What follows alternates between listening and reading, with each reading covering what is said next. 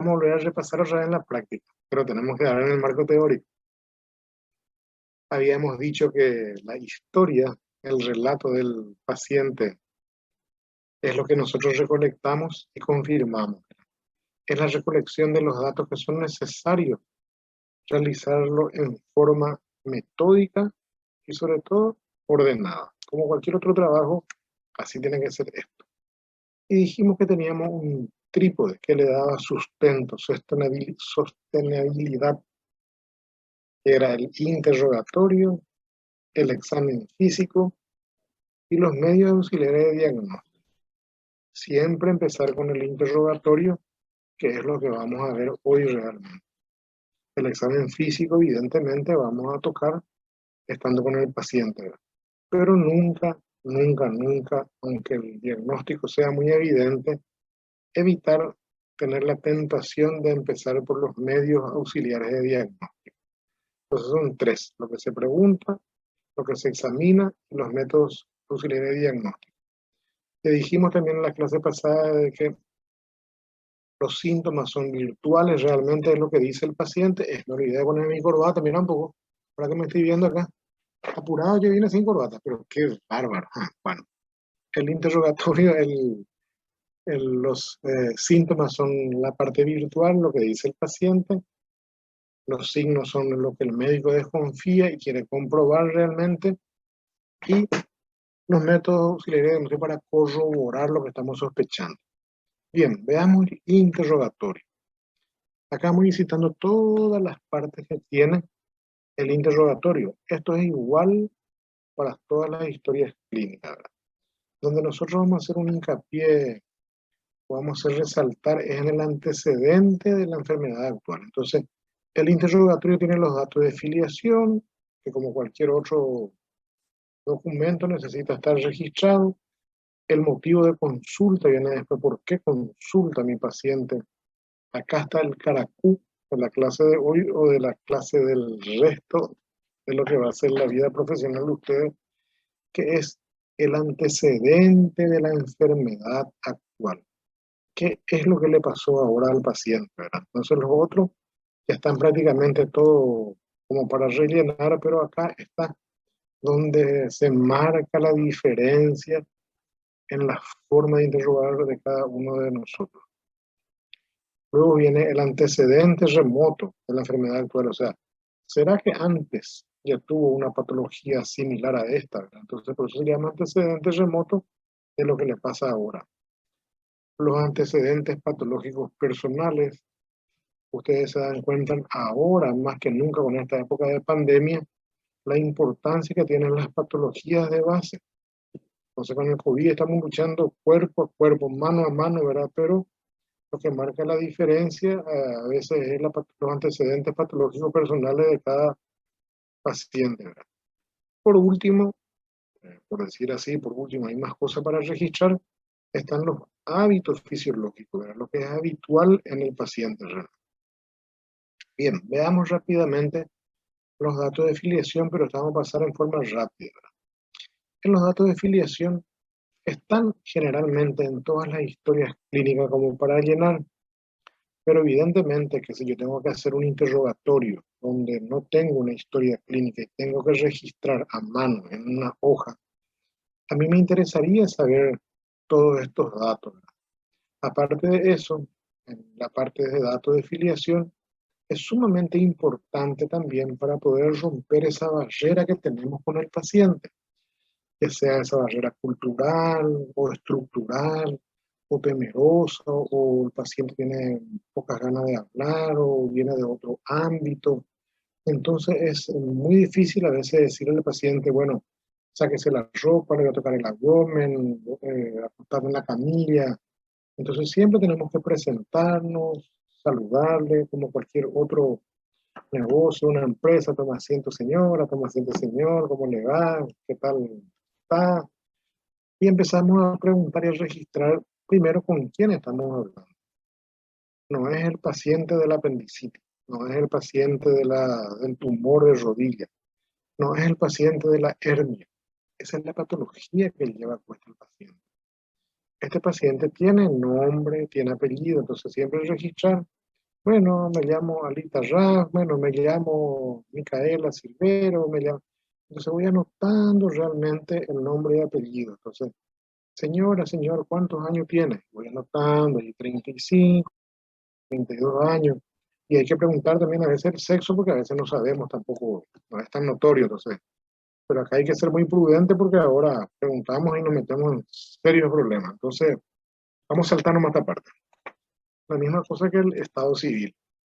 Estado civil tenemos casado, soltero, a concubinado, acompañado, a consignación, a prueba de fin de semana, unión libre, una cantidad de cosas, pero básicamente tenemos que reunir en lo que dice el registro civil, ¿verdad? Entonces, estado civil, por ejemplo, unión libre. A concubinado el que vive, ¿verdad? Unión libre a veces el que está ahí, bueno, de lunes a viernes, estudiante de medicina, viernes, sábado y domingo, ¿sabes? Tipo de delivery, unión libre. Después ya el lunes se va a ahorrar a su casa. Pero se pone, quiere decir que tiene una pareja activa que está aportando un granito de arena a la vida de mi paciente, ¿verdad? Entonces, nosotros no juzgamos esta situación, pero hay que ser prudentes al escribir. Hay mucha gente que tiene su pareja, por ejemplo, y que puede ser una señora casada, un señor casado, una pareja ocasional. Entonces se pone unión libre. Este paciente puede estar embarazada, por ejemplo, o tener una patología, una enfermedad de transmisión sexual. Entonces vemos el estado civil, que ya es complejo completar, nos vamos riendo, preguntando. Luego la nacionalidad se pregunta para ver de dónde proviene. Hay patologías que son regionales, entonces paraguayo, árabe, argentino, uruguayo, entonces las patologías se van ubicando por regiones, ¿verdad? El documento de identidad tenemos que anotar. Eso, las personas actualmente no tienen no tienen documento, pero casi con seguridad que va a tener celular. Entonces, si nosotros no encontramos el número de documento de identidad, tener tu número de teléfono, sí, parejo. A veces tiene dos chips, lo tiene, ¿verdad? Entonces, siempre hay un lugarcito donde se pone el número de teléfono o el número de... Pero tenemos que anotar, es un dato importante. Ustedes saben que hasta el vendedor de frutas, sin discriminar, tiene su celular. Entonces, una forma de ubicarle a veces ni siquiera es por el número de cédula, sino por el número de celular. Procedencia es de dónde está viniendo él, pero no es el lugar donde vive. Yo puedo proceder de Caguazú, pero mi residencia actual, que sé yo, por ejemplo, Mingaguazú ahora, ¿verdad? Entonces yo nací en un lugar en un aserradero, donde hay mucha madera, hay mucha patología, y me mudé hace poco, ¿verdad? Entonces la profesión también es algo que hay que preguntar así con mucha sutileza. Entonces hoy tenemos mucha gente desocupada, hoy tenemos mucha gente que no trabaja en su profesión. ¿Cuántos abogados, cuántos economistas, verdad, que están trabajando en otras cosas, por ejemplo, verdad? Entonces, ¿qué trabaja ahora? Y taxista, o chofer, o macatero, el que lleva la mercadería, ¿verdad? O pasero, te dice. Eso no es discriminar, es anotar, registrar, porque evidentemente el que lleva un pasero o el que dice soy macatero, ¿verdad? O embalador de cajas, trabaja con cosas pesadas. Entonces, está predispuesto a hernias lumbares, hernias inguinales, etcétera, ¿verdad? Entonces, la profesión también está ligada, por ejemplo, un cirujano, un peluquero que trabajan parados pueden tener una predisposición a las varices, a la hemorroides, así como un colectivero, un chofer, por ejemplo, que se pasa mucho tiempo sentado, ¿verdad? O alguien que trabaja en una carnicería o en un freezer, donde quita y saca cosas de un lugar frío, entonces tiene su patología ligada a la profesión. Por supuesto, como cualquier documento, tiene que tener la fecha. Y no se olviden también de algo importante. Así como se pone la fecha, es importante tener la hora. Supongamos que ahora son las 15:20, ¿verdad? Entra una persona baleada o acuchillada. Yo no tengo que redondear porque me parece que es 15:20. Si entró 15:18, poner fecha, hoy es 20 de abril del 15:18. Porque esto es un documento médico legal, a lo mejor 2 minutos atrás le evalúa a alguien y después la policía viene a corroborar en qué hora entró. Aparte, un paciente que está hemodinámicamente estable ahora a las 15:18, dentro de 2 minutos puede estar sin signos vitales. O sea, es importante exactamente poner el registro de ahora. Están entendiendo cuando trabajamos en la urgencia, sobre todo, cómo es interesante e importante y tiene una implicancia médico-legal en la fecha y la hora. Muy bien. Volvamos entonces, ya pasamos la afiliación, esto vamos a repasar, después con más detalles en las prácticas, vamos a hacer grupo de 15 y si después nos animamos, vamos a hacer grupo de 20, podemos hacer clases semipresenciales en nuestra aulita. Los motivos de consulta pueden ser uno, únicos o múltiples, porque a veces el paciente viene y dice, ayer ya canundú, ayer viví.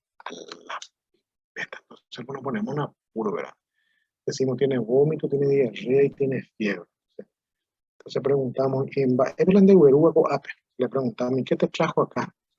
Queriendo preguntar por el motivo de consulta y él te dice, por ejemplo, me trajo un taxi, me trajo mi cuñado, ¿verdad? Entonces, está bien, también no tenemos que reír, nos decimos, bien, le trajo un taxi, cierto, pero ¿por qué viene a consultar? Entonces, cuando tenemos más de un motivo de consulta, voy a poner la jerarquía realmente del motivo. A vómito y tereínico.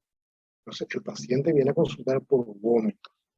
Y luego me voy a enterar de que tiene también diarrea y tiene fiebre, pero su motivo de consulta es vómito. O puedo poner vómito más diarrea. Entonces, los motivos de consulta tienen que estar en un cuadrito aparte.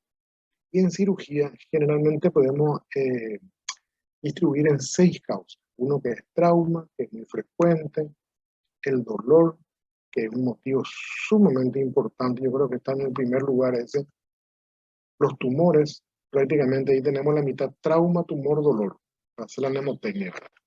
Luego viene la disfunción de órganos o sistemas, pérdidas anormales de líquidos y manifestaciones de orden general. O sea, ¿por qué consulta un paciente en general?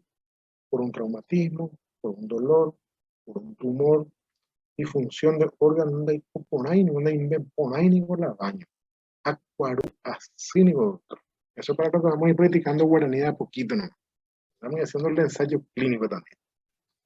Pérdida normal de líquido, es aime poránico, pero no sé ni si parte peteín líquido y peteín flema, peteín catarro. Me sale por el pezón, por ejemplo, sangre o leche fuera de un periodo de lactancia. Y otras manifestaciones de orden general, por ejemplo, chepila, checaneco, checande, astenia, anorexia, pérdida de peso, chesaiyu, estoy amarillo, che descolorido, abuelo che me y descolorido y treí, dice la mamá. Entonces, son los motivos de consulta, pero todavía ni empezamos el interrogatorio, pero tenemos que jerarquizar. Perfecto. Y acá está lo que vamos a repasar y van a escuchar 25 veces de día y 25 veces de noche. Entonces, el antecedente de la enfermedad actual. ¿Qué es lo que intentamos desarrollar con esto? Se llaman AEA, vulgarmente, ¿verdad? Entonces, acá desarrollo el motivo de la consulta del paciente. Entonces, el antecedente de la enfermedad actual tiene como si fuera su software, tiene 5 puntos grandes para cirugía o para cualquiera de las especialidades. Pero si yo soy metódico con esto, si siempre me acuerdo, tengo puesto en mi mente este cuadrito, voy rellenando, aunque el paciente me hable, me aturda con lo que me dice, o me hable poco con lo que con lo que le quiero quitar, yo tengo que tratar de rellenar esto para entender lo que estoy buscando. A eso se llama el antecedente, qué es lo que le está pasando al paciente. Y tiene etapas. Tiempo de evolución. Vamos a repasar primero todo. Evolución en el tiempo. Los síntomas que se le agregaron, la medicación recibida y la repercusión sobre el estado actual. Vamos a repasar acá. Entonces, tiempo de evolución. ¿Desde cuándo? Araca eguibérbico. ¿Desde cuándo que te pasa esto? ¿Desde cuándo que tenés vómito? ¿Desde cuándo que te duele? Y usted, así como cualquier historia, cualquier relato familiar o vecinal, o viene y dice, he visto un accidente ahí en la esquina. ¿Cuándo? Preguntamos nosotros seguida. ¿Cuándo pasó esto? Y bueno, pasó hace media hora, pasó ayer, pasó antes de ayer. Entonces el tiempo de evolución es cuándo sucedió esto. Entonces, Luego preguntamos tiempo de evolución y como un juego de palabras evolución en el tiempo. Y si pasó antes de ayer, ¿cómo desde antes de ayer hasta hoy evolucionó? Evidentemente, cuando nosotros manejamos fecha para una patología aguda, si nosotros decimos, bueno, hace 3 horas antes del ingreso, si ingresó a las 16 horas, 3 horas antes son las 3. Entonces siempre manejo los tiempos en horas o en minutos. Cuando la patología es más crónica, puedo decir un año antes o hace 6 meses, 2 meses antes se agregó tal cosa, pero el tiempo de evolución tengo que sistematizar para decir, para poder ver si mi patología es aguda o es crónica, viene de lejos. Y la evolución en el tiempo es cómo fue creciendo este motivo de consulta. Supongamos de que mi motivo de consulta fue vómito. ¿Y cómo evolucionó el vómito? Y bueno, antes de ayer empezó el vómito, venía cada 8 horas, cada 5 horas, estaba vomitando luego de comer algo. ¿Y cómo evolucionó en el tiempo? Y empeoró. En vez de cada vez eran más frecuentes los vómitos. Vomitar, mantera, ya vomitamos. Entonces, fue evolucionando en forma desfavorable. Y luego los síntomas agregados. ¿Y qué pasó después? Y después se le agregaron otros síntomas gastrointestinales, otras manifestaciones. Pues que tú una güey. Primero digo a vomita, cuando digo vivi. Se le agregó que desde ayer, si de antes de ayer está con vómito, desde ayer se le agrega vómito. A la pita iba ahí. La situación entonces, a costa de así que sacan un duma, güey. Otro síntoma agregado. Y entonces le preguntamos la pregunta típica, ¿tomaste algún remedio? ¿Te medicaste con algo? Puede ser remedio de farmacia. El paciente dice poja botica cuando es de la farmacia. Entonces vemos el poja botica y encontramos de que vemos la medicación recibida. Puede ser remedio yuyo también. Entonces, no, es urrito, yaguarete A, yaguarete O. Entonces no hay que despreciar cuando nos informan las infusiones caseras. Pero quien más, quien menos que vomita, tiene diarrea o le duele algo, eso pasa con nosotros y pasa con cualquiera de los pacientes que siempre es medicado. Nadie agarra el primer síntoma o signo que tiene, va a consultar, ¿verdad? Le medicó la tía, le medicó la abuela, le medicó la comadre, la despensera, no con ya popona, la decir, no, este no se curó ni a fulana. No, con este té de burrito que tu abuela tomaba y le pasaba ayer, no tomaba, entonces tenemos que anotar todo, medicación recibida. Y por último, repercusión sobre el estado general. Supongamos de que nuestro motivo de consulta fue vómito, podemos decir que tiene vómito de hace 2 días, que fue aumentando en intensidad, en cantidad, hace 24 horas realmente, se agregó ya prácticamente en forma persistente, no estaba ya relacionada con las comidas, se agregaron, por ejemplo, 5 deposiciones diarreicas sin sangre, pero con clera, hace 6 horas aparece fiebre intensa, graduada, se medicó con dipirona, paracetamol, antiinflamatorio, guateca, aburrito, nombre y zarzaparrilla. Tenemos que anotar todo, infusiones caseras. Y la repercusión sobre el estado general en 2 días me dejó con una debilidad marcada, una deshidratación, un estado asténico terrible, motivo por el cual consulta al servicio. Entonces, cuando nosotros leemos el antecedente de la enfermedad actual, tenemos la historia de lo que le pasó a este paciente, esa mini historia cuando el cuadro es agudo y tiene 1 o 2 días. Cuando es más prolongado, tenemos que intensificar un poquitito más en tratar de interrogar. Pero todo lo que el paciente nos está diciendo, lo estamos interrogando, son todo lo que él nos informa, son todos síntomas prácticamente. Después nosotros vamos a transformar en signos cuando vamos y le examinamos al paciente.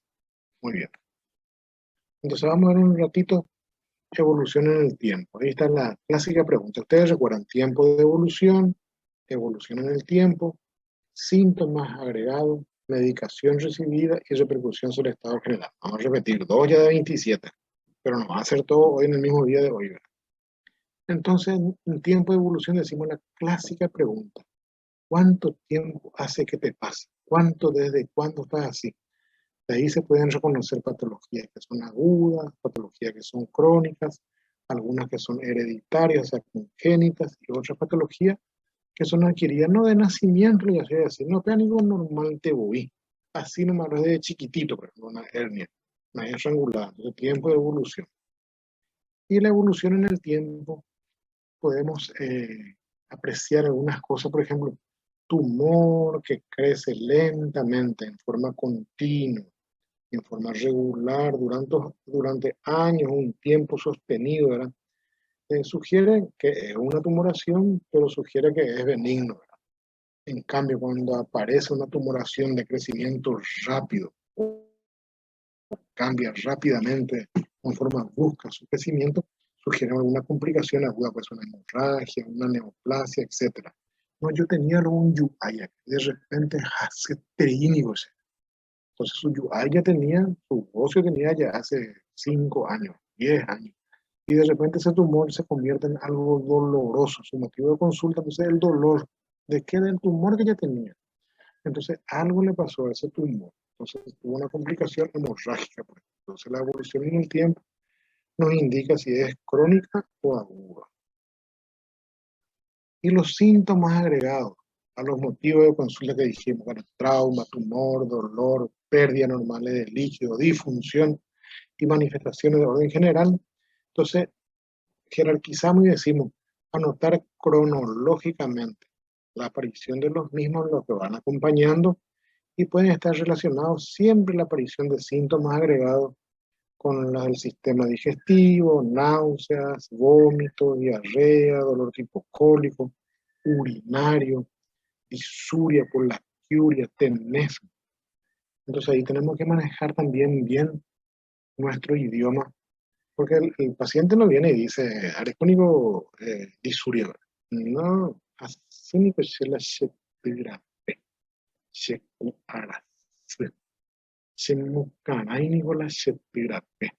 le molesta el orín cuando tiene la micción, ¿verdad?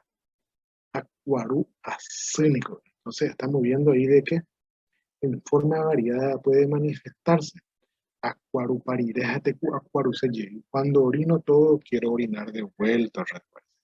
Entonces vemos de que todas estas manifestaciones en el idioma guaraní o en el idioma español, podemos nosotros poder quitar y agregar como síntomas agregados. Es importante tenerlos en cuenta, pues ayudan en la construcción del síndrome. Ustedes recordarán que dijimos, teníamos primero signo, teníamos síntomas. La unión de ambos se llamaba síndrome. Síndrome doloroso, síndrome digestivo, síndrome tumoral, síndrome febril, etc. Entonces la unión de signos y síntomas. Entonces síntoma agregado era el tercero. Luego la medicación recibida. Porque así como dijimos que todos recibimos una medicación, el dolor, que es la próxima clase nuestra, es un aliado nuestro.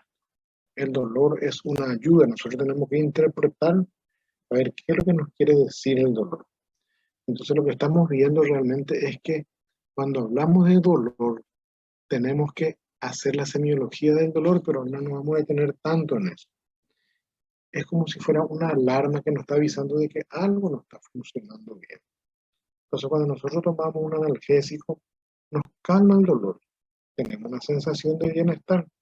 Me duele mi diente, si tenía una apendicitis, por ejemplo, un cólico intestinal, me calma el dolor del cólico, me calma el dolor de la apendicitis. Pero el proceso inflamatorio sigue evolucionando.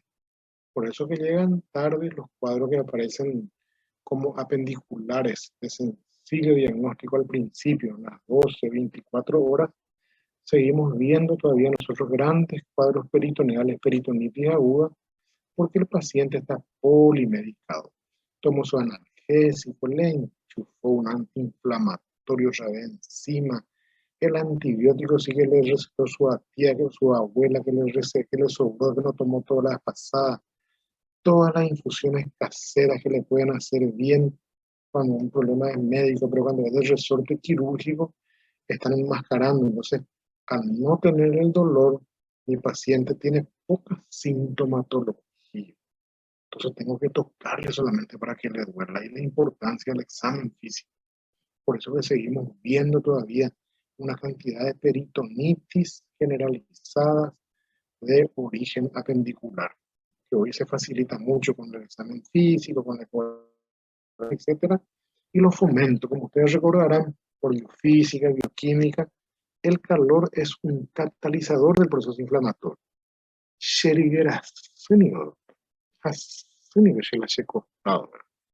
Entonces, ¿quién no le receta? Y meterle un poco un mentolato, ponerle un poquitito de alcohol, meterle una hoja de diario encima hasta que se despegue la leche por tu panza.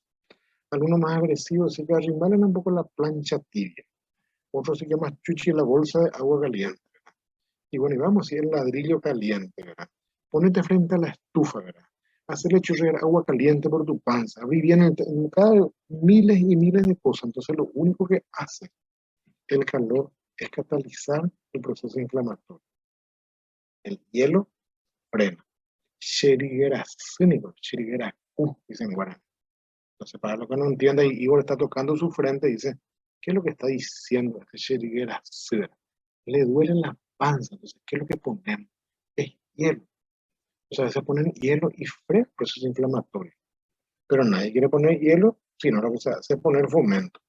Cuando nosotros tenemos un furúnculo, un nacido, un susuá, como se llama en guaraní, le ponemos fomento, tratamos con un remedio caliente y eso hace que madure y enseguida revienta.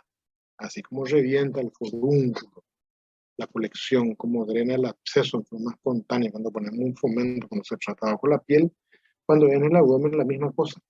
Entonces, rápidamente drena también el apéndice, pero drena y se convierte en peritonitis. Y no mejoran a pesar del tratamiento o enmascaran la evolución de la patología. Entonces, la influencia de la medicación. Y por último está la repercusión sobre el estado general, después de interrogar tiempo de evolución en el tiempo, síntomas agregados, medicación recibida y repercusión sobre el estado general. Ya estoy nombrando 3 o 4 veces, parece, ¿verdad? Tenemos adelgazamiento, astenia, impotencia funcional, palidez, una cantidad de manifestaciones que se van arrastrando, ¿verdad? La disnea, Sheyuku, tengo disnea, nadie dice tengo disnea, Sheyuku, cansancio fácil o me canso al tener esfuerzo físico, ¿verdad? Decía el profesor Díaz Escobar que le sugiero que lean ese libro, es antiguo, solamente hay fotocopia, ahí frente en diagonal al cuerpo de bombero, en fono papel, se vende la fotocopia, 30.000 o 50.000 creo que cuesta la fotocopia del libro de Díaz Escobar, en fono papel, en diagonal al cuerpo de bombero, sobre la supercarretera. Decía el profesor Díaz Escobar, enfermedad grave no es sinónimo de gruesa sintomatología inicial. Enfermedad grave no es sinónimo de gruesa sintomatología inicial. Por eso que el valor del examen físico, de darle el peso necesario a los signos, a los síntomas, y que el médico esté atento a lo que le manifiesta el paciente, nos va a poder ayudar a hacer el diagnóstico en forma temprana. Señora, señora, es diferente operar una apendicitis aguda que se va de alta en 24 horas que una peritonitis que le puede llevar al deceso, se queda internado a veces una semana y con riesgo de vida. Bueno, pasamos ya entonces al antecedente de la enfermedad actual, el AEA, y preguntamos, ¿no tuviste un cuadro parecido a esto? Sí, ahora que me acuerdo, me dolía bajo mi costilla en el lado derecho. ¿Y te pasó algo igual? Y sí, ahora me pasó en la Semana Santa. ¿Y antes cuándo fue? Y a ver un poquitito, era fin de año realmente. Y antes, era el año pasado en San Juan, ahora por ahí. Y antes en la otra Semana Santa. Entonces, ¿qué es lo que está pasando? Está comiendo colecistoquinético. El chanchito, la butifarra, el vellú, el reviro, la sopa paraguaya, el chicharrón con la butifarra, el cocido con leche, y encima le bajó 3 gramitas porque le da hipo el vellú, ¿verdad? Y esos son colecistoquinéticos. Entonces, cuando nosotros averiguamos qué le pasó, sí, en tal época, entonces tenemos que decir el antecedente remoto de la enfermedad, pues de lo que le pasa ahora, sí refiere cuadros similares en 3 o en 5 o en 6 oportunidades relacionadas con la ingesta. Entonces ya nos va orientando a la patología que le motivó a consultar ahora. Y cuando nos olvidamos de preguntar lo que queríamos preguntar realmente al inicio, Entonces esto nos ayuda a hacer como un feedback, como una retroalimentación. Entonces a veces tenemos lo alimentario, lo que entra. Y luego, para hacer nuestra mnemotecnia, si entra por acá, tiene que salir por 3 lugares: urinario, defecatorio y ginecológico. Y los hábitos viciosos alimentarios, por ejemplo. A veces nos olvidamos de preguntarles, ¿qué tal comer bien? Carbohidratos, sí, pero la grasa no puedo comer bien. Entonces ya, cuando le preguntamos a un alimentario, nos encontramos de que, ¿y no te gusta comer la tortilla, la marinera, la milanesa, el huevo frito? Sí, me gusta, ¿verdad? Me gusta mucho. ¿Y por qué no comes? Es porque me hace mal. Entonces, entre su hábito alimentario ya nos está avisando que no me olvide de preguntarle. Entonces, ¿le gusta la marinera? Si no le gusta la marinera, una milanesa con papa frita y 2 huevos fritos. Uno no sirve, los dos tienen que ser. Entonces comemos ese y no le asienta la comida. Entonces ahí el alimentario ya me está avisando de que tiene un déficit en la digestión de las grasas. Y lo urinario ya nombramos todo en guaraní, en español, cuando por ejemplo te dice el paciente, si yo le pregunto una patología que le duele en el hipocondrio derecho, ¿qué tal me está orinando? ¿De cuaruponático? Acuarú tipo Coca-Cola. ¿Es normal que orine como Coca-Cola? El paciente va a decir no. El paciente dice, no, ese es acuarú tipo spray. A ver, ese ni tomo guaraná. Entonces ya tenemos cosas nuevas que vamos manejando. El spray para el paciente es normal que toma mucho líquido. Guaraná, que la orina cargada, que es medio amarillito, ¿verdad? Y cuando orina Coca-Cola, hay orina Coca-Cola, déjate nada más canasta con una coluria. Entonces hay un problema de coluria. Cuando yo averiguo algo de la vesícula, la vía biliar, yo tengo que preguntarle si tiene cola y tiene coluria. Vamos a ver cuando veamos ahora patología biliar. Entonces en el urinario dice, sí, mi color de la orina cambió y es oscuro. Tengo que volver a preguntar a la pinta, ¿será que me tragué esa manifestación? Entonces el urinario defecatorio sí que me voy bien una vez al día. Ustedes recordarán que los que toman mucho líquido, así como veo en pantalla que están tomando, generalmente una vez al día, 2 veces al día, se van, defecan, pero los abuelitos, los mayores o los estresados que toman poco líquido, cada 2 días. Y cuando tiene un paciente de 70, 80 años, entonces a veces, y me pone que la daña, abuela. Ahí me pone, ahí me imagina, me voy, te dice.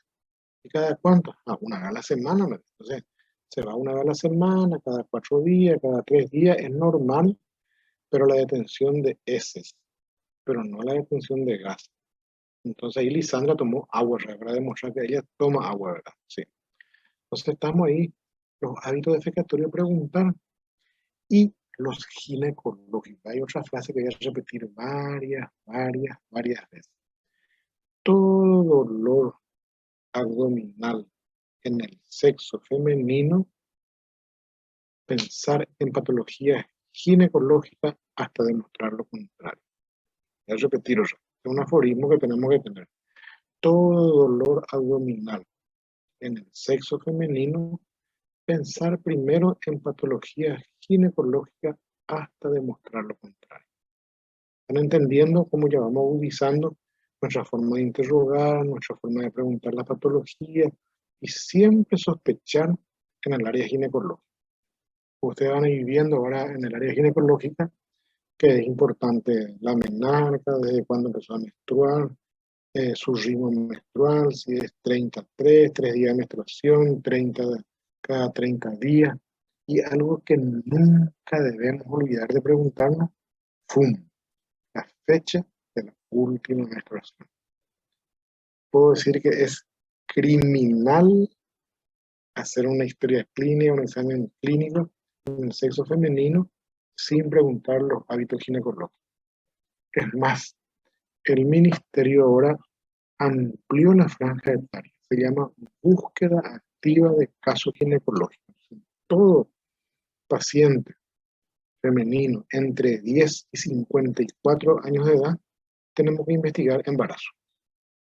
Entonces el ministerio, eso es ya amplió, antes era de 12 a 50, ahora de 10 a 54, se llama búsqueda activa de casos ginecológicos. Entonces de 10 a 54. Entonces eso vamos a hablar largo y tendido cuando veamos ahora la parte ginecológica. Entonces, pero siempre hay que preguntar con mucha prudencia.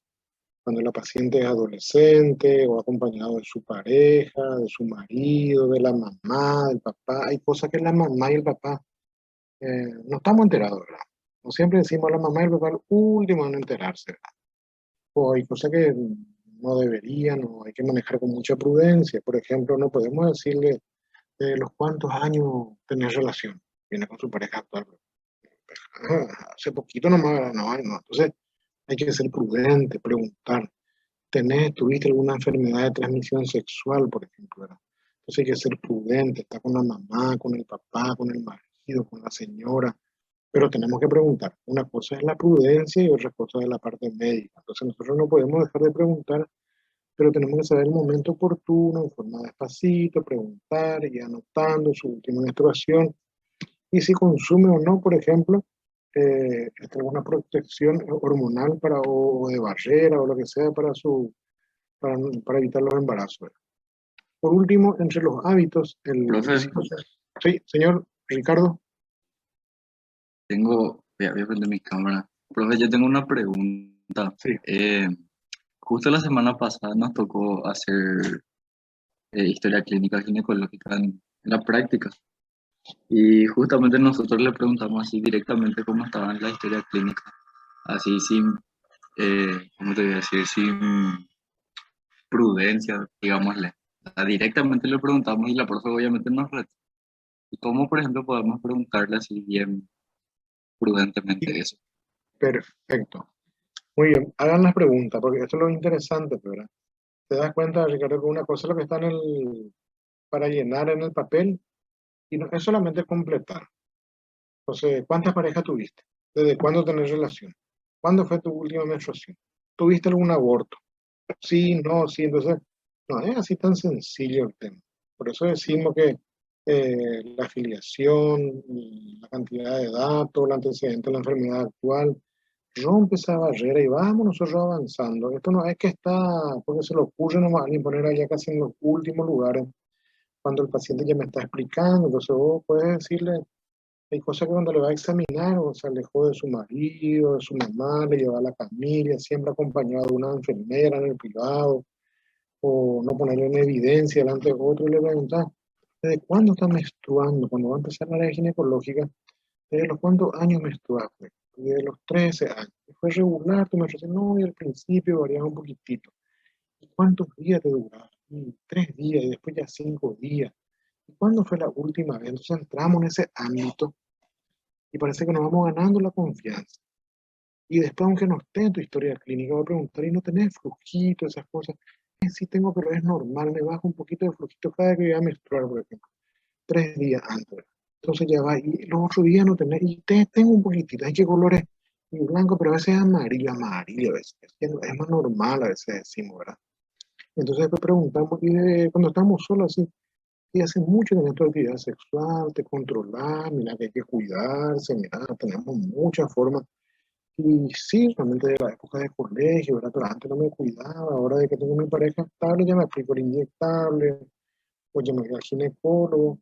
Entonces, eso no es la forma que tenemos que tener delicada de quitar la información, ¿verdad? Entonces, cuando mi paciente es RH negativa, tuviste algún embarazo anterior, a lo mejor su pareja no sabe si tuvo un embarazo anterior, pero para nosotros es muy importante saber esos datos y asentar, pero se dan cuenta la habilidad, lo importante que es la prudencia y sobre todo el estilo de interrogar a la paciente, que no es solamente llenar los agujeritos blancos, ¿verdad? Entonces mi paciente no me va a contar. Si está con su pareja actual, me va a decir, bueno, hace 3 años, 4 años, me va a decir que tuvo ya de la época del colegio, una su actividad. Nadie le juzga a nadie, pero médicamente tenemos que tener. Es un registro, pero te das cuenta cómo es lo importante. Entonces, en lo ginecológico hay que ser muy prudente, no hacer en voz alta, que todos escuchen y poner en evidencia, ¿verdad? Y la misma cosa con el tema vicioso también, ¿verdad? Sí, tomo mate, tomo tereré, que es un hábito, ya algunos dicen que es un vicio, ¿verdad? Y después de tomar, digo, el otro, ¿cuál es el otro? Y la Oramite que te gusta, y no, 2 veces no me tomo, ¿verdad? 2 veces no. Sí, de día y de noche, todo el día está chupando el pobre camello, ¿verdad? Entonces, hay que preguntar, pero yo no les juzgo tampoco si toma de día o toma de noche. Yo quiero saber cuántas botellitas está tomando porque tiene un problema hepático, por ejemplo. Tomás, digo, el otro, en Baretenier, digo, ese que toma con grapefruit, con pomelo. Sí, tomó la noche su caña, sus 3 leones, 2 leones, no sé cuántos leones, pero yo tengo que saber quitarle la información de que todos los días toma por lo menos un 200 cc de caña con gaseosa con pomelo, o toma vino, o toma los fines de semana. Solamente tomo de viernes a domingo, pero ahí recupera todito, como si fuera que de lunes a lunes, preferible que distribuya de lunes a lunes que tomar de viernes a domingo en forma industrial, ¿verdad? Y no me refiero, estoy hablando de cosas que se compran en la despensa, que yo pido por el teléfono por un delivery y me trae ahí mi vecino. Pero cuando pregunto el otro no le voy a preguntar, por ejemplo, ¿le baja que marihuana mi cuate? ¿Qué obvio la crack? La cocaína que tal, pero la aspira bien chiquitito. Mira nomás, voy a preguntarle despacito. Entonces tenemos que preguntar, y de repente veo, así con tu cervecita entre los muchachos, no fuma, no, no fumo, no, no fumo lo nada, no. Y el otro no fuma, pero es a veces nomás. ¿Y cuánto es lo que a veces? Y a veces los domingos de tarde, ¿verdad? ¿Y qué es lo que hace? Y fumo, pues me relaja eso. Y no te hace tipo dormir. Es decir, pero a veces también de repente cambiamos, le aspiramos un chiquitito y me levanto. Entonces, esa es la forma de preguntar. O a veces vemos realmente que tiene inyecciones bajo la cuña, con el pliegue del codo, ¿verdad? Pero nadie de buena primera te dice, toma, consumí cocaína. Ni Maradona no te iba a decir sí. Fíjate macana. Cocaína no. Marihuana no, no, no, no, no, no, no. Entonces, son formas de preguntar. Por eso decimos, hoy no me queda entusiasmo chiquitito. Por eso decimos de que el médico es un confesor, independientemente de la religión que tenga. El médico es un confesor y la confesión se guarda. Es secreto profesional. Lo que yo escucho no comento. Lo que mi paciente me comenta, yo no comento con mi compañero de al lado. Lo que mi paciente me dice en el consultorio no le comento a nadie. Sabe el paciente y sé yo. Entonces es la forma, por eso nos convertimos en sacerdotes, en ritualistas, en Buda, con lo que quiera, pero somos medio sacerdotes porque nos cuentan su intimidad. Cuántas parejas tuvo, si tuvo un aborto, si consumía droga, si le es infiel a su marido, si tiene una enfermedad de transmisión sexual, si consume marihuana, a veces si que le pegó a alguien, estaba drogado y le pegó, que si le clavó a alguien y vino corriendo porque se cayó al venir, ¿verdad? Entonces nos vemos en un aprieto porque el secreto profesional es un secreto enorme. Nos convertimos en confesores. Están entendiendo la importancia y la herramienta que nos da esa bata, la bata blanca que nos ponemos. Por lo menos acá el paraguayo, o sea, el brasileño, el argentino, los que estamos acá, todavía le cree mucho al médico. Eso es un ser superior. No somos seres superiores, somos herramientas. Pero muy pocas personas, por ejemplo, el sacerdote en la parte espiritual, ¿verdad? Y el médico le puede decir, contame la verdad, y te cuenta. Entonces, esto es una confesión. Y hay cosas que yo puedo escribir en la planilla y hay cosas que tengo que saber y no escribir. ¿Se entiende lo que estoy diciendo, verdad?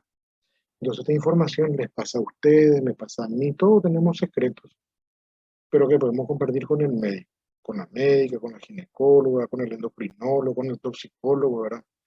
Entonces nos convertimos realmente en confesores. Por eso la importancia de saber escuchar. El don de saber escuchar es igual que el don de saber preguntar. Y si tenemos un poquito de esos dones de saber escuchar y de saber preguntar, nuestra historia clínica siempre va a estar completa. Y dijimos en una de las clases anteriores, cuando hacemos el diagnóstico por regla, el tratamiento generalmente va a ser exitoso, pero cuando hacemos por excepción, probablemente vaya a estar mal la mayoría de las veces. Por eso, sistemático, metódico y ordenado. Y cuando llegamos a esta parte, tenemos que ser prudentes. Entonces, todo lo que está en el papel es una ayuda a memoria, así como estas láminas que tenemos. Estamos hablando hace rato en una misma lámina que tiene 5 líneas, ¿verdad? Por eso que estas clases son importantes hacer cara a cara. Y vamos a vernos cara a cara en el aula. Vamos a buscarla. Muy bien. Luego, todos los que nos dijeron, me preguntan cualquier cosita, ¿verdad? Era interrogatorio, era lo virtual, y ahora encontramos que el examen físico Ectoscopía, vamos a ir entrando en detalle en las próximas clases, es lo que miramos, el ojo clínico, los signos vitales no puedo dejar de tomar, es importante. Y acá hay 4 cosas: inspección, palpación, percusión y auscultación. Esto es convertir en los signos vitales, o sea, lo virtual en lo real, los síntomas en signos, ¿verdad? Y la ectoscopía es cuando miramos a la pucha que el paciente viene grave, que el paciente está delicado, es la actitud y el aspecto, cuando vemos que uno viene así deambulando o viene un accidentado, decimos, a la pucha, se hizo bolsa, hule, decimos en el idioma. Cuando vemos la gravedad del paciente, y ese ojo clínico también tenemos para las otras enfermedades. Cuando alguien viene tomándose la fosiliaca derecha, decimos, mira, ahí viene un apendicitis caminando. No viene el apéndice caminando, no tiene pie el apéndice. Pero viene un joven con la mano derecha en fosiliaca derecha, con sus 2 manos allí, decimos, mira, ahí viene un apéndice. Mira, ahí viene un traumatismo. Mira, ahí viene un baleado, viene alguien que está sangrando. Esa es la ectoscopía. Actitudes, la deambulación, coloración de la piel, de las mucosas, posiciones antálgicas, un cólico renoureteral, una peritonitis, y la actitud que tiene. Eso es cuando nosotros miramos y tenemos esa impresión, se llama ectoscopía de la observación. Signos vitales, vamos a hablar más adelante: presión, frecuencia respiratoria, temperatura axilar y pulso. Y ahora podemos agregarle, ahora que hasta el paciente te exige que le pongan el dedito al aparatito para ver su saturación. Y ahora no hay cristiano, yo quiero saber mi saturación, te dice, bueno, y tener el aparatito, ¿verdad? Mi celular tiene, doctor, apoyo el dedo y me marca, te dice, entonces nos vemos en apuro de hacer. Y bueno, el examen de la región afecta, eh, ahí vamos a saltear un poquitito, eh, a la inspección. En las regiones pares y simétricas, el examen siempre se hará por comparación. Si yo tengo un tumor de rodilla derecha, primero miro la rodilla izquierda y comparo.